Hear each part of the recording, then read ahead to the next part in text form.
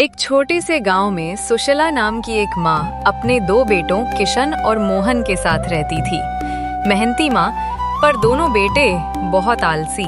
वे दोनों पूरा दिन सोए ही रहते थे। किशन, मोहन, उठो बेटा, सूरज ऊंचा हो गया है, खेत पर काम करना है, घर में कुछ लाना है। देखो बेटा, दिन यूं ही बीत जाते हैं और वक्त किसी का इंतजार नहीं करता। अगर आज भी सोते रहोगे तो कल भूखे रहना पड़ेगा। तभी किशन उठता है। माँ, तू हर रोज यही कहती है। अभी तो रात जैसी नींद लगी है, जरा देर और सोने दे। तू ही बता, खेत कहाँ भाग जाएगा, कल चले जाएंगे। हाँ माँ, इतनी सुबह उठकर क्या करेंगे? सब लोग भी तो देर से ही जाते हैं। बेटा, दूसरों को देखकर मत चलो, खुद की जिम्मेदारी समझो। जो हाथ समय पर नहीं चलते, एक दिन वही पेट के लिए तरसते हैं।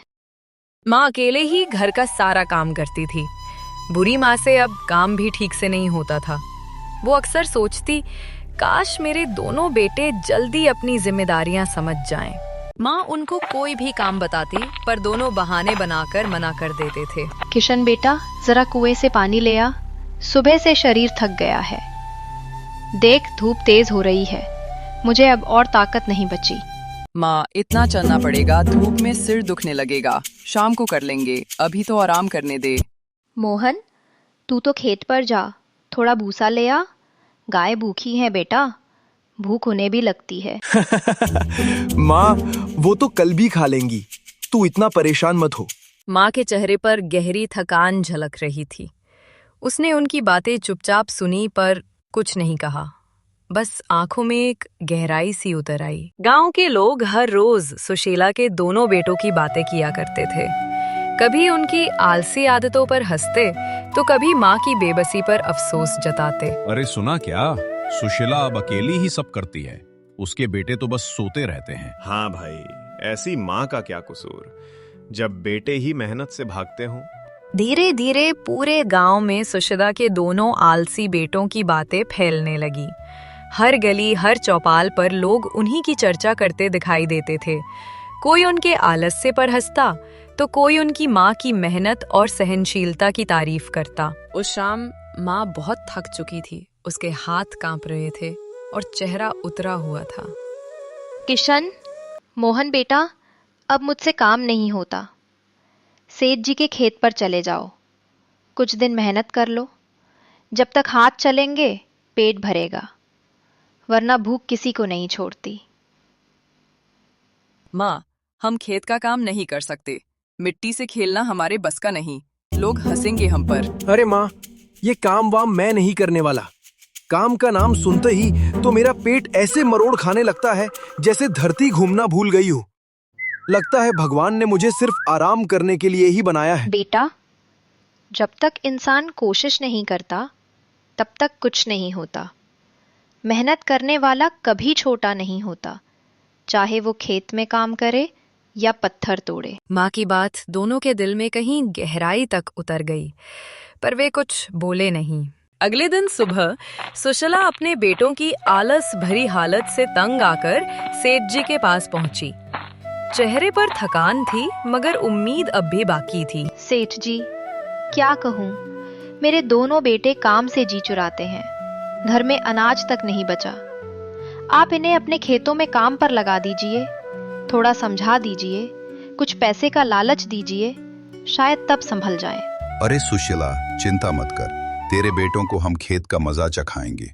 थोड़ा पसीना निकलेगा तो खुद समझ जाएंगे कि पेट भरने में मेहनत कितनी लगती है। सेठ जी, मैं पहले ही बता दूं, ये दोनों खेत में 5 मिनट में थक जाएंगे।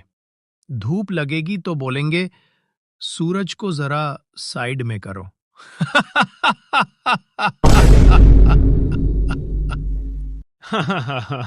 और अगर बैलों ने जोर से सर हिलाया ना, तो दोनों अगले दिन आराम दिवस मना लेंगे। चलो ठीक है सुशीला, तुम कह रही हो तो कल से खेत में आ जाएंगे। अगर काम ठीक से करेंगे तो कुछ पैसे भी दूंगा। माँ ने हाथ जोड़कर धन्यवाद कहा और उम्मीद के साथ घर लौट गई। कि शायद अब उसके बेटों की किस्मत बदल जाएगी। अगले दिन किशन और मोहन खेत पर पहुंचे। हाथों में हल्का फावड़ा था, पर मन में भारी आलस। धूप सिर पर थी और काम उनके बस का नहीं लग रहा था। फिर भी दोनों भाई खेत में काम करने लगे, जबकि पहले कभी भी उन्होंने खेत में काम नहीं किया था। अरे मोहन, ये मिट्टी तो जैसे जल रही है यार। इतनी तेज धूप में खड़े होकर कोई काम कैसे कर सकता है? सूरज की किरणें सीधे ऊपर से हमारे सर पर पड़ रही हैं और पसीना रुक रुक कर बह रहा है। ऐसा लग रहा है जैसे हर कदम पर जमीन हमें झकझोर रही हो। सच में ये मौसम और ये धूप किसी के लिए भी आसान नहीं है। हाँ भाई, अब बस यहीं तक काफी है यार। इतनी धूप और गर्मी में तो सच में आदमी पिघल जाए। चलो अब घर चलते हैं, वहां जाकर कोई बहाना सोचेंगे। काम था, बस थोड़ा थक गए थे वगैरह। कम से कम घर की छांव में बैठकर ठंडी हवा का मजा तो ले ही सकते हैं।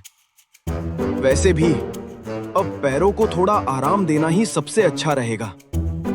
चलो निकलते हैं और चलते चलते रास्ते में भी हंसी मजाक कर लेते हैं, ताकि ये धूप वाला दिन थोड़ी हल्की हंसी में बदल जाए। और इस तरह हल्की फुल्की बहानों के साथ दिन भर की थकान को पीछे छोड़ते हुए वे घर की ओर बढ़ गए। घर का सारा राशन खत्म हो गया था। रसोई में अब सिर्फ खाली पड़े बर्तन थे, जिनकी खामोशी पूरे घर में फैली हुई थी। माँ चूल्हे के पास बैठी उन बर्तनों को चुपचाप देख रही थी, जैसे सोच में डूबी हो कि अब क्या बनाऊं। चेहरे पर परेशानी थी, पर आंखों में अब भी उम्मीद की हल्की सी रोशनी बाकी थी। भूख अब उनके लिए सच्ची सजा बन चुकी थी। किशन और मोहन माँ के पास आए। माँ, कुछ खाने को दे दे, बहुत भूख लगी है, अब और सहन नहीं होता। बेटा, घर में अब अनाज नहीं बचा। जितना था सब खत्म हो गया। अब मेरे बस की बात नहीं रही। हाथ पैरों में ताकत नहीं बची, शरीर भी साथ नहीं दे रहा। माँ के ये शब्द सुनकर दोनों बेटों की आंखें नम हो गईं।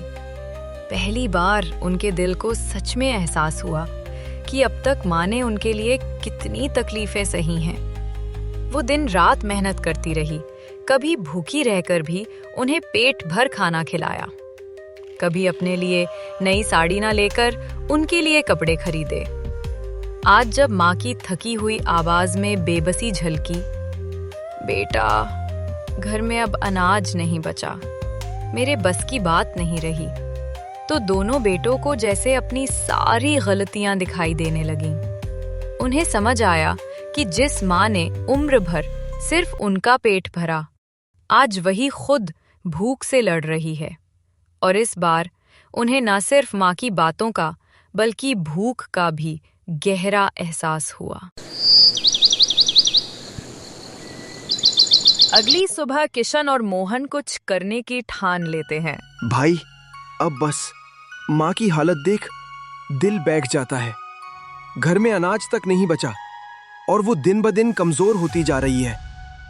अब वक्त आ गया है कि हम कुछ करें, चाहे धूप कितनी भी तेज हो, रास्ता कितना भी मुश्किल क्यों ना हो।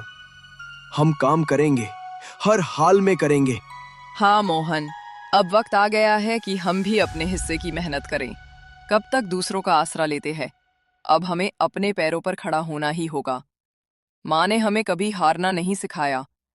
इस बार चाहे हालात जैसे भी हों, हम पीछे नहीं हटेंगे। दोनों सेठ जी के पास ढेर सारी उम्मीदों के साथ पहुंचते हैं कि शायद कोई काम मिल जाए। सेठ जी, हमें एक बार फिर मौका दे दीजिए। इस बार हम पूरी मेहनत और लगन से खेतों में काम करेंगे। सुबह से शाम तक हर काम ईमानदारी से करेंगे, चाहे धूप हो या थकान, पीछे नहीं हटेंगे। बस आप भरोसा रखिए, हम अपनी मेहनत से इस बार आपकी उम्मीदों पर पूरा उतरेंगे। हाँ सेठ जी, मुझे लगता है इस बार इनकी बात मान लेनी चाहिए। इन्हें एक और मौका जरूर देना चाहिए।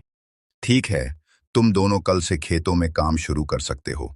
काम ईमानदारी और लगन से करना, बाकी मेहनत का पूरा हक तुम्हें मिलेगा। इसके बदले में मैं तुम दोनों को अच्छा भुगतान दूंगा, ताकि घर का खर्च भी आराम से चल सके। उसके बाद दोनों भाई खेतों में पूरी लगन से जुट गए। न धूप की परवाह न थकान की, बस एक ही सोच थी, अब कुछ कर दिखाना है। सुबह सुबह कंधे पर कुदाल रखकर खेतों की ओर निकल जाते और शाम तक मिट्टी में पसीना बहाते रहते। जहां पहले उनकी जिंदगी में बस खेल तमाशे और आलस भरे दिन थे, अब वहीं सुबह की पहली किरण के साथ खेतों में उनका हौसला चमकने लगा था। दोनों भाई अब जिम्मेदारियां समझ चुके थे। माँ की बातों ने जैसे उनके भीतर नई ताकत भर दी थी। अब वे सिर्फ अपने लिए नहीं, पूरे परिवार के लिए मेहनत कर रहे थे। हर फसल की लहर में उन्हें अपने भविष्य की झलक दिखती थी और हर बूंद पसीने में एक नए कल की उम्मीद। धीरे धीरे उनकी मेहनत का असर हर ओर दिखने लगा। खेतों की जमीन अब हरी भरी फसलों से लहराने लगी थी और पूरे गांव में बस एक ही बात मशहूर हो गई थी कि वे दोनों भाई अब बहुत मेहनती हो गए हैं।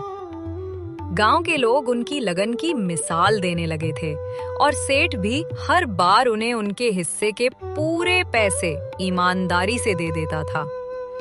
अब ना उनमें पहले वाली लापरवाही थी, ना कोई बहाना, बल्कि जिम्मेदारी और आत्मविश्वास उनके हर काम में झलकने लगा था।